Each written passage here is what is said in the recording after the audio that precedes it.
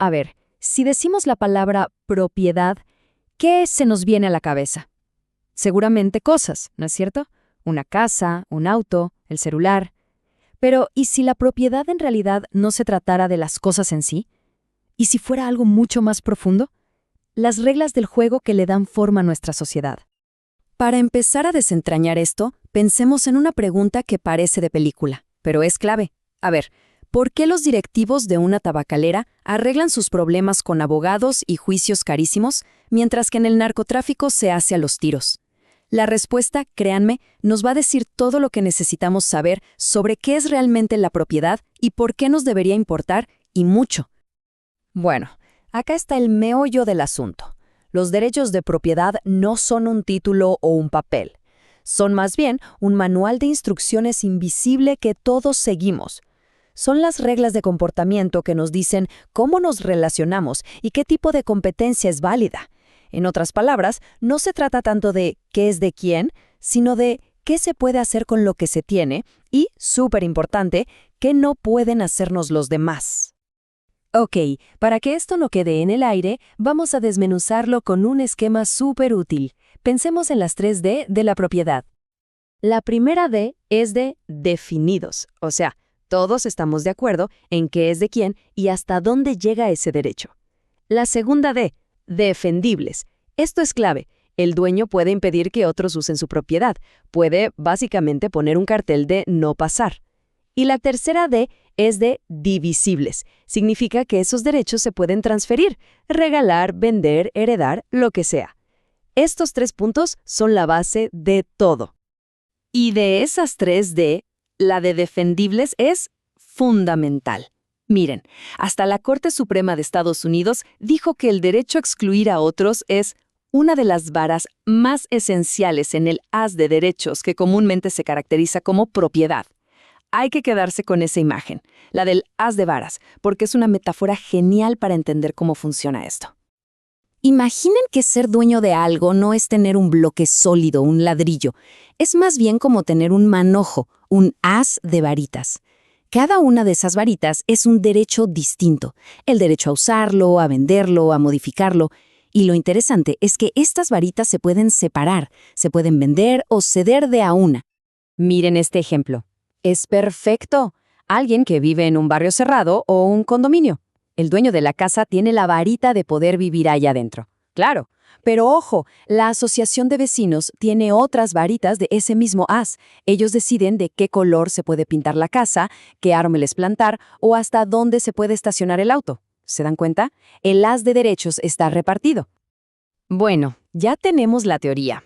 Ahora vamos a lo bueno, a ver cómo estas ideas funcionan en el mundo real. Y vamos a ver que, dependiendo de cómo se armen estas reglas, el resultado puede ser la tragedia o la cooperación. Un ejemplo clásico, la tragedia de los comunes.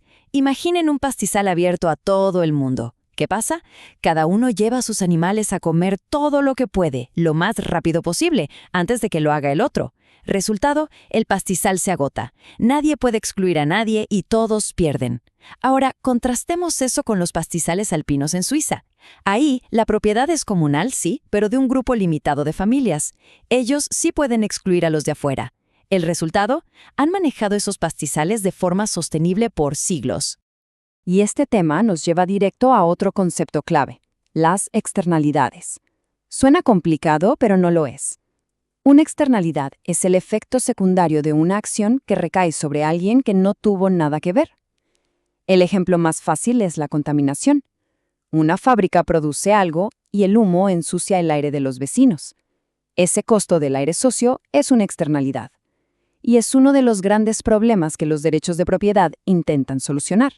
Y acá es donde un economista, Ronald Coase, llegó con una idea que lo cambió todo. Él dijo, momento, el problema no es el mercado ni la fábrica. El verdadero problema es que no están claras las reglas del juego. No está claro de quién es el aire limpio. En esencia, lo que falla no es el sistema, sino la falta de derechos de propiedad bien definidos. Miren qué interesante el planteo de Coase. Escenario 1. La fábrica es la dueña del derecho a usar el aire. ¿Qué puede hacer el vecino? Bueno, puede ir y pagarle a la fábrica para que instale filtros. Escenario 2.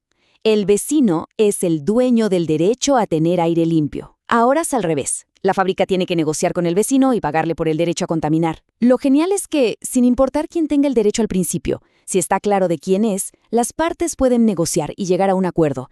Y entonces, ¿a qué llegamos?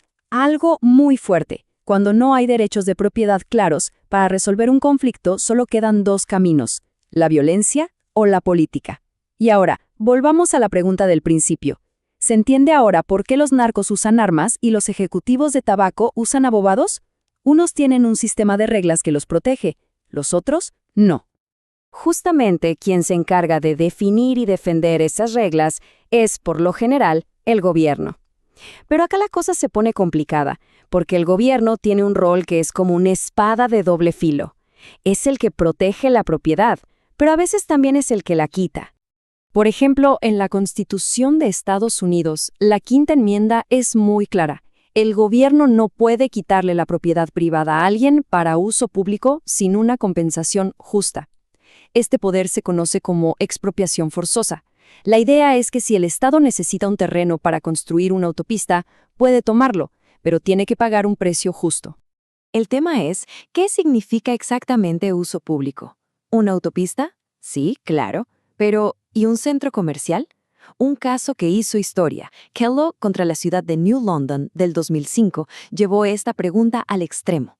La Corte Suprema decidió que el desarrollo económico, o sea, quitarle la casa a una persona para dársela a una empresa privada que iba a construir algo que generaría más impuestos, también podía contar como uso público. La decisión fue súper polémica, y la jueza Sandra Day O'Connor, en su voto en contra, escribió algo que da para pensar. Dijo que con esta decisión, los beneficiarios probablemente serán los ciudadanos con más influencia y poder, y en cuanto a las víctimas, el gobierno ahora tiene permiso para transferir propiedad de los que tienen menos recursos a los que tienen más. Una advertencia muy, muy seria. Y esto no es solo un debate legal de un país. Salgamos de ahí y veamos el panorama global. Porque estas reglas, que parecen tan abstractas, en realidad definen la prosperidad y la paz en el mundo. Son, literalmente, una cuestión de vida o muerte. Piensen en esto. En muchísimos países en desarrollo, la gente es dueña de cosas. Tienen una casa, un pequeño taller, un pedazo de tierra. Pero no tienen papeles. Legalmente, no existe. El economista peruano Hernando de Soto lo llamó capital muerto. Es una fortuna inmensa en activos que no se puede usar para pedir un crédito, ni como garantía. Está ahí, pero está muerto.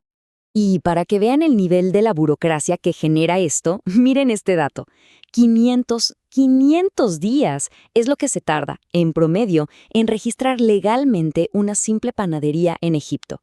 Imagínense, un sistema así ahoga cualquier intento de salir adelante.